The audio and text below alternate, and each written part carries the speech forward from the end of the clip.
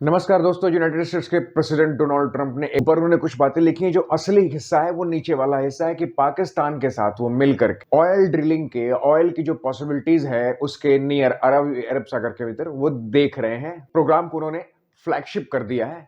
अब कुछ ही दिनों में वो ड्रिलिंग या वो वगैरह जो कुछ भी पॉसिबिलिटीज है वो शुरू हो जाएगी। कुछ समय पहले इमरान खान जब प्राइम मिनिस्टर हुआ करते थे पाकिस्तान के, तो उन्होंने भी एक बार नेचुरल गैस के रिजर्व होने की बात कही थी पाकिस्तान में, आज से 3-4 साल पहले। बिल्कुल वो ड्रिलिंग शुरू होने वाली थी, फिर वो क्या हुआ, नेचुरल गैस लीक हो गई या उड़ गई, पता नहीं। आज तक वो मामला वहीं का वहीं है।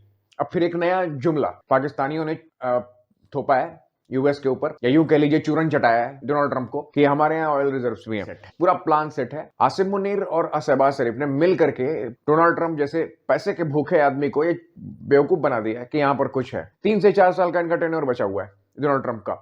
और जाहिर सी बात है, जब कहीं ऑयल ड्रिलिंग होती है, ऑयल की पॉसिबिलिटीज खुल जाती है, कोई सर्वे होता है, तो उसके और फिर एक्चुअल ऑयल निकलने में कम से कम 3 से 4 साल का समय लगता है। इंडिया के पास भी अराउंड उत्तर प्रदेश में कहीं किसी डिस्ट्रिक्ट में एक ऑयल रिजर्व था, बलिया में शायद ऑयल रिजर्व पाया गया है। और वो 2-3 साल पहले से इसका पॉसिबिलिटीज तय हो गई है, वहां सर्वे हो चुका है, ओएनजीसी वहां ड्रिलिंग करी है, लेकिन अब तक कमर्शियल प्रोडक्शन शुरू नहीं हो पाया। तो फिर पाकिस्तान में जहां की भी कोई पॉसिबिलिटी ही नहीं है, कोई ऐसा रिजर्व डॉक्यूमेंटेड कोई ऐसा है नहीं प्रूफ कि ऐसा है कि ऑयल वहां पर है या पेट्रोलियम गैस के कोई भंडार हैं, वहां पर अब से ये शुरू करेंगे। और लगता नहीं है कि ट्रंप के टेन्योर खत्म होने से पहले कुछ हो पाएगा। तो ट्रंप इन्वेस्टेड रहेंगे यूएस में, पसनी पोर्ट को लेकर के इन्वेस्टेड रहेंगे यूएस में। और यही राहत की बात है शरीफ और आसिम मुनीर के लिए, क्योंकि जानते हैं कि कोई बड़ा से बड़ा कंट्री इन्वेस्टेड रहे, ताकि इंडिया जब उनके ऊपर अटैक करे तो वो रहम की भीख मांग सके। इंडिया तो देगा नहीं, तो वो किसी उस वेस्टर्न कंट्री से जाकर के रहम की भीख मांग सके कि बीच में आओ, नहीं तो ये हमको मार डालेंगे।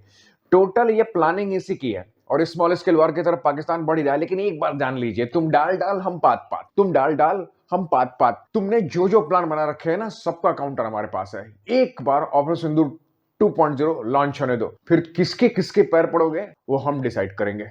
जय हिंद।